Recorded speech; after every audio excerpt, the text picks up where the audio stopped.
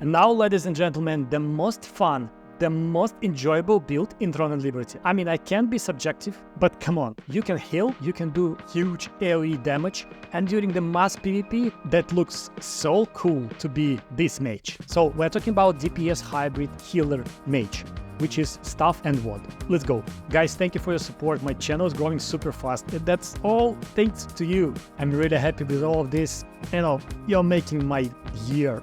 So subscribe, like the video, it's PLK, and let's go. The build, the best hybrid healer DPS mage build. Let's go. All right, first of all, look at that shit.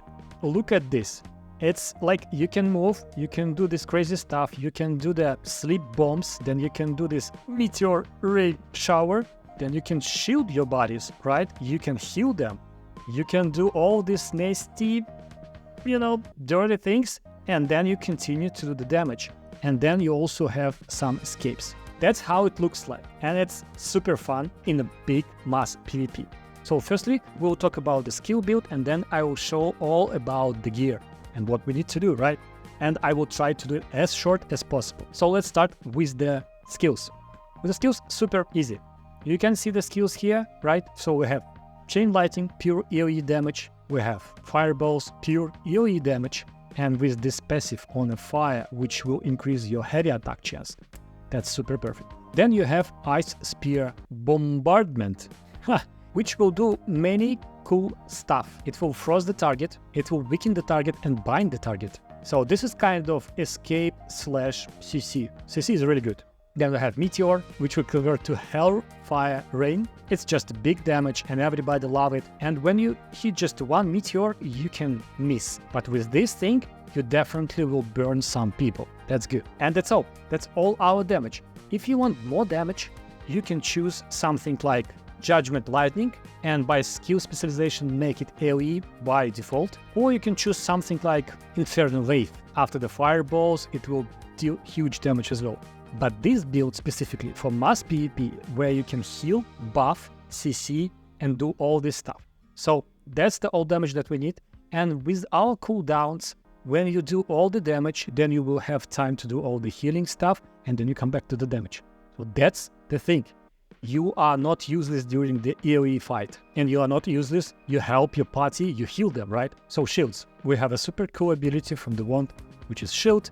We make it AoE. We have Inner Peace, which by the skill specialization, make you immune to stun, purification, bind, silence, or sleep. That's the only one thing that will help you to escape daggers, for instance. Then you have Insta Sleep, right? So you take sleep, and then you take 2 of these, so it will be insta, and also you can attack 2 times before the sleep will be removed. You have haste with additional range, which will do, this sleep bomb. Look at that. Bam. And everybody is sleeping. Imagine during the big fights, and then you can do, this thingy. Bam, bam, bam, bam, bam. And then you do this, and then you do this, and then with the Ice Spear, you freeze your target. Look at that. You freeze it. Cool.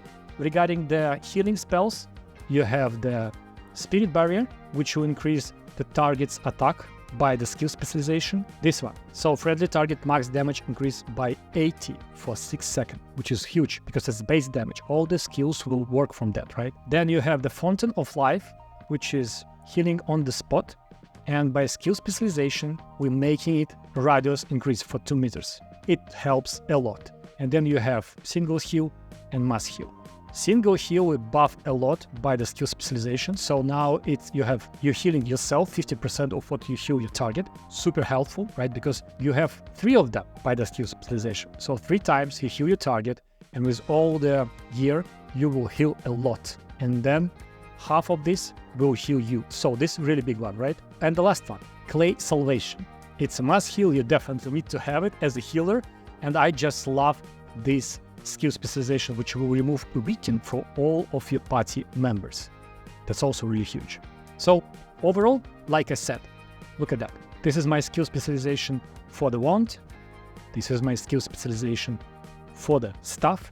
And as I said, what you can change. I think the Inner Peace could be changed for damage or for the Frost Smoke Screen. I love this skill because it allows you to jump back, freeze everybody and just run. I really love it. And I think maybe in my PvP build, this one will be the main one. But for now, let's keep it like the inner piece. And the main thing with this class especially, it's not the best support class. The best support class will be Wand and the Bow, right? It's not super tanky like the Wand and SNS, and you don't have stealth like Wand and the Daggers. But you can do, you can do really good AoE damage, and this is fun to play this class. This is the most important thing. You will be dead by daggers for sure. And look at this video. I'm without the party, right? So I'm not focused on the healing. Sometimes it happens. I was late for the PvP. Sometimes it happened. But I'm now just somewhere back, and I'm trying to do a lot of damage. Then I heal myself, and I do CC, and that's before the patch. After the patch, you will also have this cool bind stuff, and you can work out this. So if you are smart, you will be alive. You will be somewhere back. You will heal. But look at this video. I just jumped into this tent, and I was the whole fight on the tent, 20 minutes, fighting and firing everybody. And so that's super fun. And one more time. So you have lightning, which is AoE, right? You have fireballs, and now you can run during the fireballs. And you have this bind target thing, and you have this meteor, right? Meteor shower. Then you have some buffs. Then you have this nasty thing, the sleep bomb. And then you have barrier, which is buff plus damage. Then you have this circle to healing, just the normal healing, and the mass heal. Looks super fun, plays super good. I mean, just try it. This is super cool. Let's talk about the gear. Let's go. Okay, so I know everybody is super lazy. Everybody just wants the link to the build, and I will provide it. But it's useless if you don't understand how this gear works. So the first thing, you need to be smart, and you need to understand how it works. And I will explain, and I will try to be as fast as possible. So look, I have a lot of builds, a lot, because you will change gear gradually. But the thing is, you need to understand you have two big protection stats or defense stats in this game, which is evasion and endurance. Evasion. If your evasion is bigger than your opponent evasion, you have chance to dodge the skill, to dodge the attack. And this is huge by percentage, right? Endurance is the same, but you have chance to minimize his attack to minimum, which is also huge, right? What we need to do in the battle, we need to live as much as possible. So we will choose one of the endurances or one of the evasions, because they are ranged, magic, or melee, and you can't do all of them. Maximum with the gear you can do 2, and because you need to be higher than opponent hit or critical hit, right? Ranged classes will have on the top around 1000 to 1300 critical hit. So your endurance should be higher than that, right? And hit, they will have around 600 to 1000 of the hit. So this is the numbers which you need to be grinding. So your evasion and endurance should be higher, right? With daggers and great swords, different story. They will have a lot of hit. So if you want to do the melee, do it only endurance. At the beginning, it doesn't matter. Everybody will, try to do the builds and stuff, but in the end, melee only evasion. But if the dagger will jump on you with the silence, you most likely dead.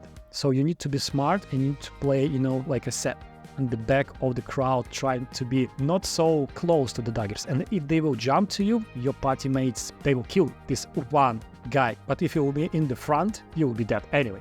So what does it mean? It does mean that we are trying to protect ourselves from the ranged classes, from the bow users specifically. So I have a lot of builds. I have early build, which is green. I have blue build, and I have a lot of builds for the end game. I will not talk about all of them. You just need to understand. And you will have this build in the description below. At the beginning, don't rush purple gear. You rush green gear with good traits. Good traits, which means you can have with the green gear only, with all of the traits, ranged evasion 840, and it's huge. So it will be like 20-30% of the miss chance. During the fights, it's really big. So daggers are far, right? Mages will not try to go on the first rows and you are somewhere back. So the only enemies that will try to shoot you are ranged classes. So we're trying to do the ranged evasion. And all of my builds here actually around the ranged evasion and magic evasion. Maybe during the game we will change it. The thing is, we're trying to calculate which is better, evasion or endurance. And in end game, most likely hit will be super high to everybody. You will try to build your gear around endurance. But for now, all of the things here is around evasion. Evasion is super good. And health. So you have simple foresight wand, or you have elite resistance wand, right? And for the weapon is always the same: hit, heavy attack chance, and critical hit. The same for the staff. Look at that. And then you have different types and options. I just tried to do green as accessible as possible. Most of these accessories, I mean the green ones, you can craft, right? So from the accessories you will get skill damage boost and ranged evasion, right? Magic evasion, max health, and 2 of these are from the quests. Max health and skill damage boost from this ring, and melee evasion, but you know, overall melee evasion is 130, so it's not working. And ranged evasion from the belt, max health, skill damage resistance. So overall your max health will be 8000, it's super low. We need around 12k, but we also have a passive from the staff, which will add you additional 2k. But in mid-game and in end-game, you will have around 15 to 20k of HP. About the gear itself, we are trying to get as much magic and ranged evasion as possible. And you will check the build, which is in the description below, right? If you will drop others, but they still have ranged evasion, and you can have traits with ranged evasion, that's fine. Use them.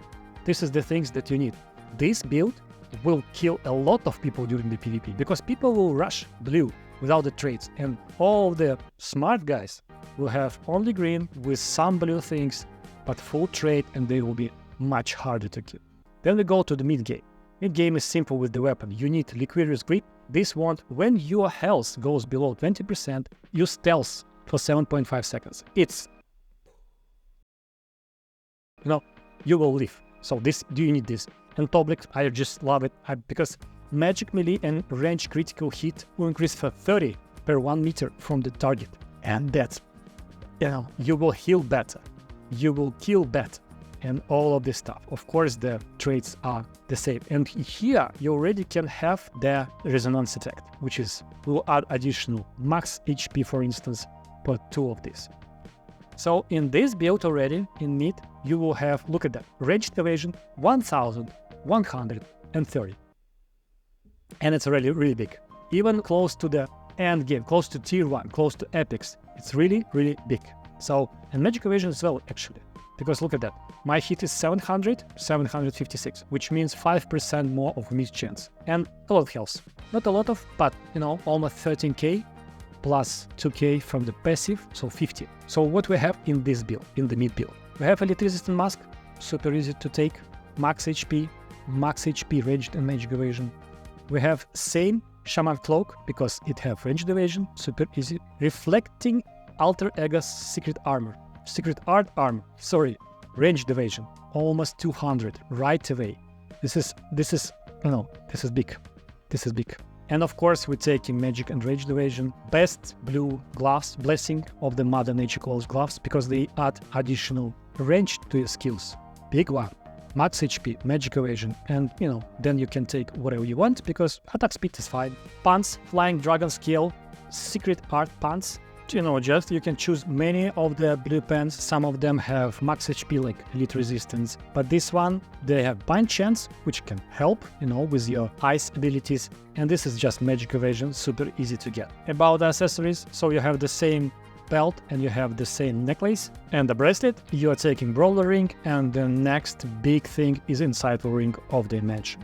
Because this thing have range, perception, wisdom. Of course, max HP, skill damage boost, you know, they all the same. Like max HP, skill damage boost, buff duration. From this point of time, a lot of evasion, okay magic evasion, you have okay health, good hit, good critical hit. You know, with this build already, you can do nasty, bad things on the battlefield. LE will be really huge.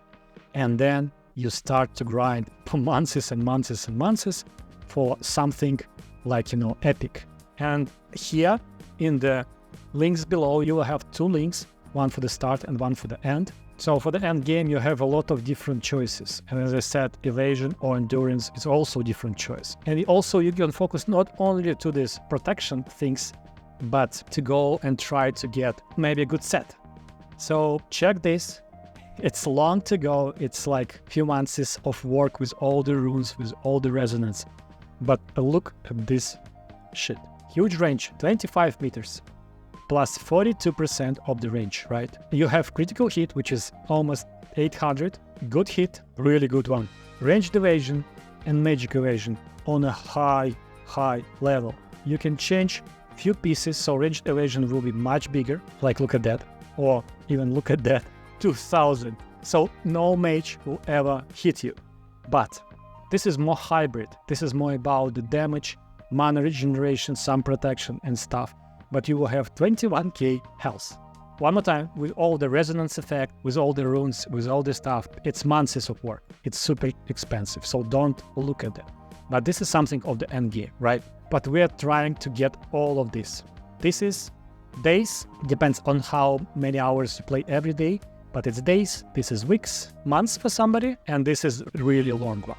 But one more time, this class, why this class? Because you can be, if you're a mage and you want to be the damage dealer, you just take staff and daggers or staff and the bow. You do a lot more damage, and with daggers you will have stealth, you know? But we're talking about somebody who can be in PvP really good healer, which is helping his party with good damage during the dungeons. And it's really fun to play. When you're on the healer or you're on the tank healer, you will do the one roll. Here you can do 2 rolls. You can do really good AoE damage, and then you heal your parties. And the cooldowns kind of synergy with all of that. Because look, you do damage, then you come back to the healing skills, protection, then you do damage, then you do AoE damage. Super good. The only downside of this class, and it's huge to the grind, because you can do really big, you can change few skills and few passives, and you can do really big AoE damage, and you can do, you know, open dungeons with AoE grind. The only downside, if the daggers will jump on you, or great sword will jump on you, or if you have one-on-one, most likely you will die. So for arena or, you know, open world small PvP, it's not working. This is for the Zergs, this is for the Boonstones, for the castle sieges, and all of this stuff. And I really love it because it's fun to play. This is the fun to play hybrid class. Hybrid classes are most difficult always in all the games, but most fun. So this is for you. If you want to know more in depth about the epic gear, you know, the next stage, the end game gear and end game build, I will do the next video. Just comment below that you want this. I'm going forward with other videos. But I was really happy to see you guys. Thank you very much. Comment below whatever you want. Love you, subscribe, like, and do all this stuff, you know. I will see you next one. Bye.